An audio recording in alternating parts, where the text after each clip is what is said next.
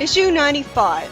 We start out with Sonic being told by Jeffrey that if he wants to visit Sally, he has to set up an appointment, even though they're longtime childhood friends. I wonder if this is really true and Sally's being a terrible girlfriend, or if, more likely, Jeffrey made that rule up because he's jealous and doesn't want Sonic to see her. I mean, his whole motivation for everything at this point is that he's jealous of Sonic and his relationship with Sally. Meanwhile, Snively's father Colin hugs him immediately, with the two of them both looking equally happy to see each other again. I wonder if a part of Snively really did appreciate this and still loves him deep down, because that smile looks really convincing. For some reason I'm expected to believe that only the family intellectuals could have baldness. And then I burst out laughing and see Kodo scream in melodramatic rage about how he lost his sword of acorns, and even managed to lose its scent. First off, I'm not sure if a sword has a scent unless it has the scent from the people who last used it on it. And second, why would a scent trail just vanish? They don't do that. Just then, Kodos gets found by some SWAT-bots since he was making the humans panic, making such a ruckus. And I guess Eggman debriefed all the SWAT-bots that he's calling those SWAT-bots protector bots for now, because otherwise they wouldn't know he was giving orders to them, and would think, who the hell are these protector bots he's talking about? It's annoying that one of the humans refers to Kodos as an it for being a Mobian. And also, why would Eggman settle for the title of Lord?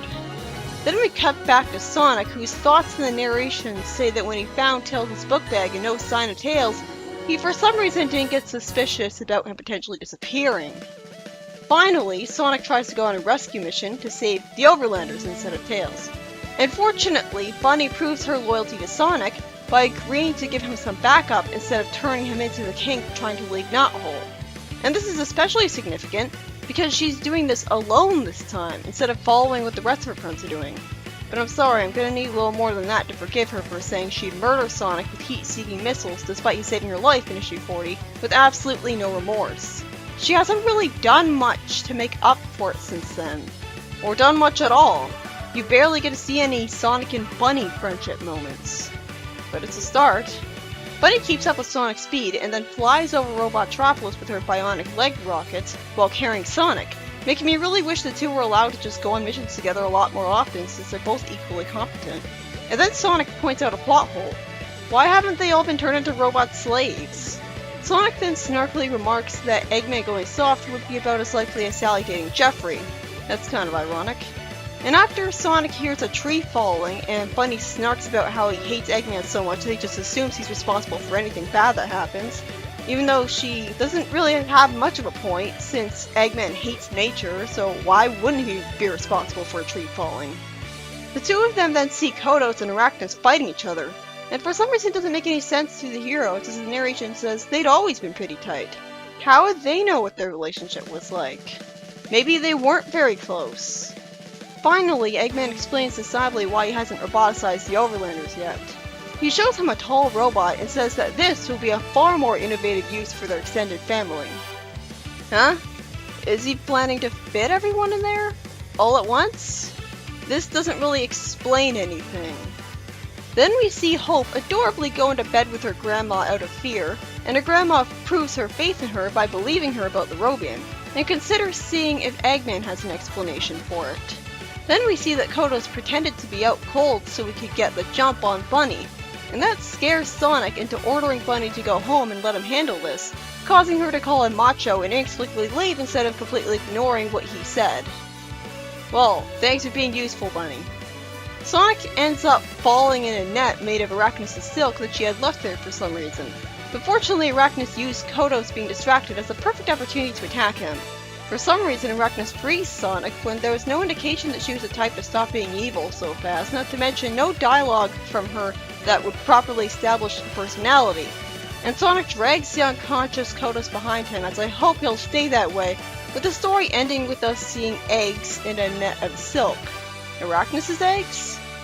The second story starts out in an icy mountain with Knuckles, still green unfortunately, complaining that he feels like his insides are tearing him apart. All because of the Chaos Siphon being used on him a little. So wouldn't that absorb some of his energy? Wouldn't absorbing even a little bit of his energy kill him? I guess his insides feel like they're tearing him apart because some of his energy has been absorbed. And so some of his electricity in his body has been taken away. But wouldn't that just kill him or leave him paralyzed? Or wouldn't the electricity just replenish itself by the natural processes of the nerves sending electricity signals through your body when you're moving and stuff? I don't really get why he's like this. Tails then shows up because Aether brought him here, and Aether explains that Knuckles is evolving, and that was the plan.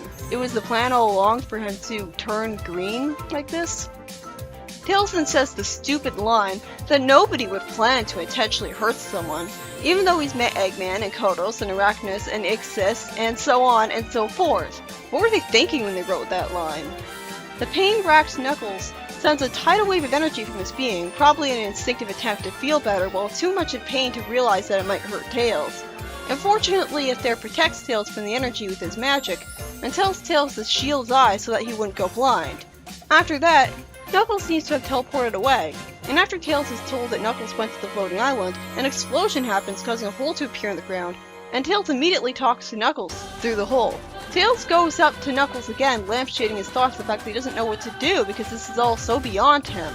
And Knuckles finally tells him that there's nothing he can do. Then why was he sent here then? A final burst of energy happens which seems to go straight through the top and bottom of Angel Island, and that burst of energy and Tails being knocked out, collapsed in rubble somehow didn't kill Tails. If Aether protected him from being killed by it, he should have also been able to protect him from being knocked out and crushed in rubble. Aether then tells Tails that it's time for him to play his part, even though he's unconscious. And then he contacts Merlin Prower, who says a weird interjection, mentions some enchantment being disrupted, and is reminded that Aether was his fellow traveler. Really? Since when? Sure, it's convenient that these two know each other, despite Aether sticking with the wandering tribe apart from Merlin his whole life. I guess the two both contact the Ancient Walkers a lot because they're most magical. Yeah, this doesn't really make a lot of sense. Merlin, being a good uncle, decides to help Tails, putting him in a bed, and says that all he'll need is some rest and a few potions to recover from this. If healing potions exist in the Sonic universe, why don't good wizards like Merlin all supply the hospitals and Mobius with them regularly? I mean, why would Merlin be literally the only good wizard like this making potions like this? Or maybe they do, and that's what the liquid of the stasis tube that healed Sally was made out of. Merlin protectively tells Aether that he doesn't really want Tails to be a chosen one because he's too young, and insists that his destiny isn't to save the Echidnas from themselves. How do you know that for sure? Can you see the future? Every little bit of it? Aether agrees that that task was assigned to Knuckles, but Knuckles can't really do much right now. Merlin points out a plot hole with how can one young fox achieve that which the Ancient Walkers cannot? You might as well say this about every freedom fighter. And the story ends with Aether revealing that the Ancient Walkers are dying. I'm at like 125 or 26 at this point, and I still don't really know what he means by that. As in, I've read ahead to 126, and I still don't know the whole Ancient Walkers are dying thing. Does this plot thread get dropped? Or does it get picked up by Ian Flynn way later? The first story was written by Carl Bollers. Unfortunately, the whole back in school nonsense does nothing to inhibit the plot from being as action-packed as it normally is, and Sonic goes to try to save the Overlanders, with Bunny being loyal enough to go help, only for Sonic to get scared into telling her to go home before she could fight, and needing Arachnus to save him from Kodos, who gets knocked out. Hopefully, Sonic dragging Kodos home to be put in prison and having his sword back would be enough to get him pardoned, or else I don't know what else will.